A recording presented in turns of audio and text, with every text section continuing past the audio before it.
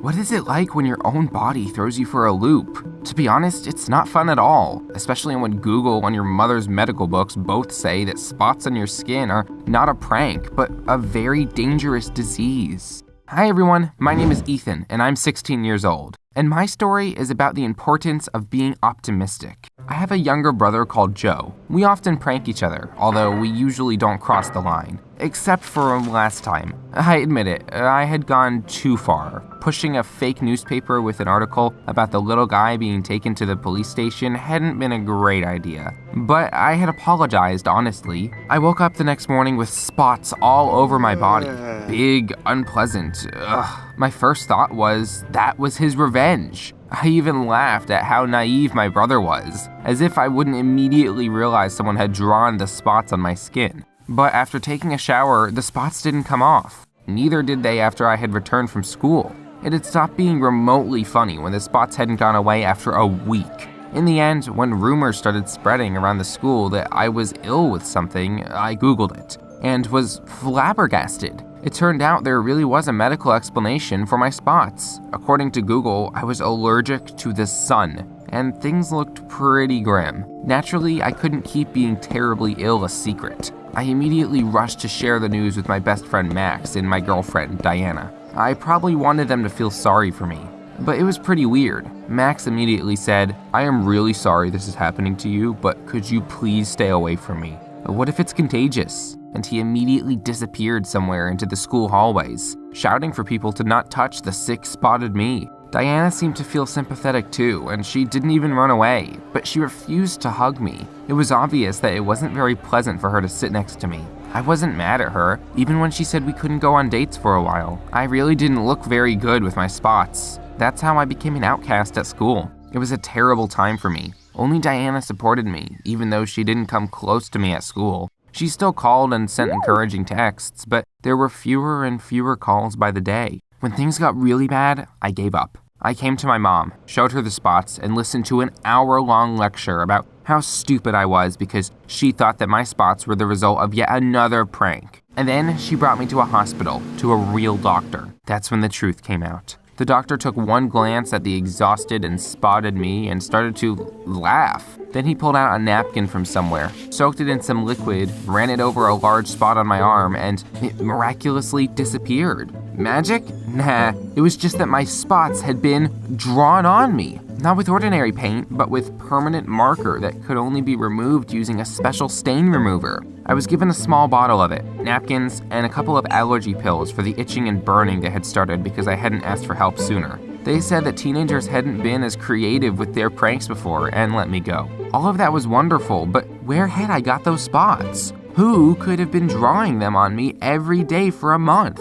I decided to conduct my own investigation. I rummaged through all my things in case I could find traces of paint and started to watch everyone passing by me at school. There were no results. And then I decided to accept the obvious. I had to look for the culprits at home. Maybe an intruder was sneaking into my room through the window and drawing on me while I was asleep, laughing evilly all the while. I decided not to sleep. I opened the window wider, laid down in bed, pretended to fall asleep, and started to wait. At midnight, the door to my room creaked and opened. And when my blanket was suddenly moved to the side, I jumped up on the bed and grabbed the intruder's arm. I hit the light switch with my other hand and came face to face with Joe. He was looking at me in horror and holding a permanent marker in his hand. Naturally, I shouted. Of course, our parents immediately rushed to my room. Then there was a lot of yelling. Joe was grounded for a week and his phone was taken away. But the mystery had been solved and the criminal caught. So I knew no more spots would appear.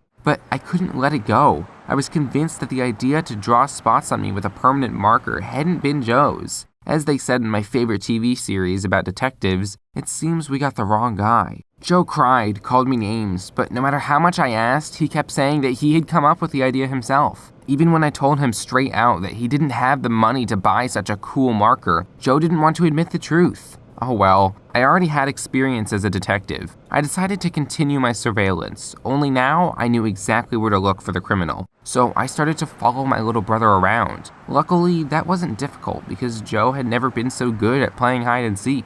At first, nothing out of the ordinary had happened. He was doing typical teenager stuff, studying, hanging out in the park with friends. I even felt sorry for my brother. His life was clearly boring. But then, it actually happened by accident. I followed him down the school hallway to the bathroom and decided to wait outside. That's when I heard Joe was saying something. He seemed to be making excuses. And then I heard a second voice, more grown up than my brother's, and much more unpleasant. That voice was saying that Joe had to continue or he would regret that he had been born at all. Some stranger was really threatening my little brother. I burst into the bathroom like a hero, ready to fight off my brother's enemies. But I only saw someone disappear through the open window, and my brother crying at the sink with a brand new permanent marker in his hands. It was time for me to remember that I was actually older and he was my little brother. We talked for a long time in the bathroom, even skipped class. As a result, I managed to convince him that we were family and I could protect him from any high school student. Joe believed me. He told me after my last prank, the one with the newspaper, he had been very angry with me. That's why when a high school student approached him and suggested they prank me, he immediately agreed. Joe definitely wouldn't have thought of something like that himself, but the idea seemed really cool. When everyone had started laughing at me and shying away, he wanted to stop, but that student had started to threaten him, and one time even ambushed him near our house. When Joe told me the name of that student, I felt like my whole world had been upside down. The one to come up with the prank had been Max, my best friend. Not anymore, it seemed. I told my little brother not to worry and went home to think. I didn't really understand why Max needed all that. And then I looked out the window and thought maybe the day wasn't that bad. Diana was walking down the street, straight towards my house. We hadn't talked for a week, and I felt a little hurt. But if she was coming to apologize, I would forgive her, immediately and for everything. I even rushed out of the house to meet her on the doorstep. That's when I saw my girlfriend walk the opposite direction from my house to the bus stop.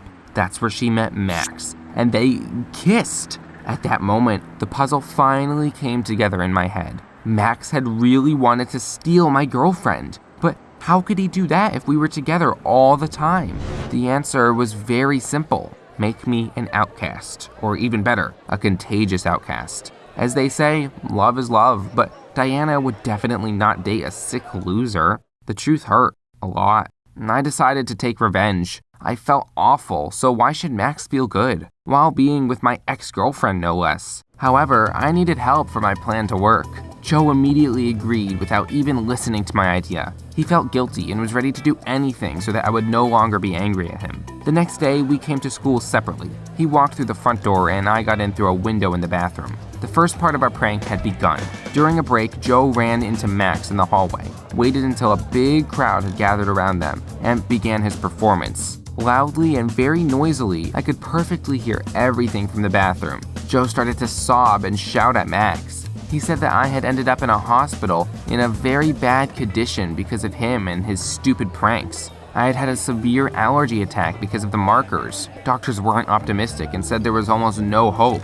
I was in a coma, and they didn't know whether I would wake up from it. He was brilliant. The other students found out I wasn't at all contagious or sick and condemned Max, who pretended that he didn't understand anything but ran away into a classroom too quickly for anyone to believe him. And then I joined our prank. Quietly, and so no one would see me, I crept up to Max's bag and put a permanent marker inside, the one that I had been drawn on with. Then I got into his locker and spilled ink on his sports uniform so that it would look like spots. After that, I thought some more, took out a photo of us together, crumpled it, tore it, and put it in his textbooks, and hid again. Watching Max get scared of my prank was so much fun. He was actually twitching and looking around nervously by the end of the day. The last class we had was gym.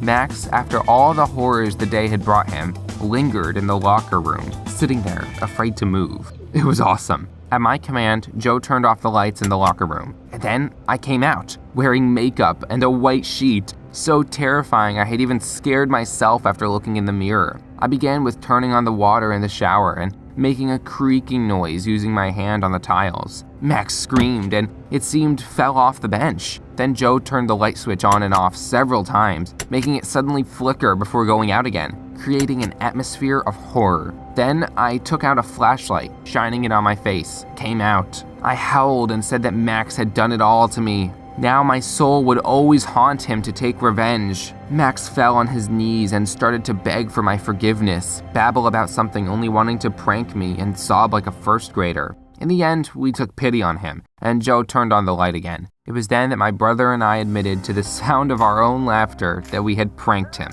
and filmed everything on video. As a beautiful ending, Joe posted the video of Max embarrassing himself on the internet. Now, I'm the coolest prankster in school again. Joe and I have made up and decided that it was better to have fun together. We created our own YouTube channel, but so far, the video with Max crying is our most popular one. By the way, my former best friend is now the biggest loser in school. People didn't like his pranks, so he ended up being bullied instead of me. Diana came and wanted to make up, but why would I date a girl who would leave me in my hour of need? But now I know for sure that the boomerang effect is real, and I never try to cross the line after which humor turns into bullying.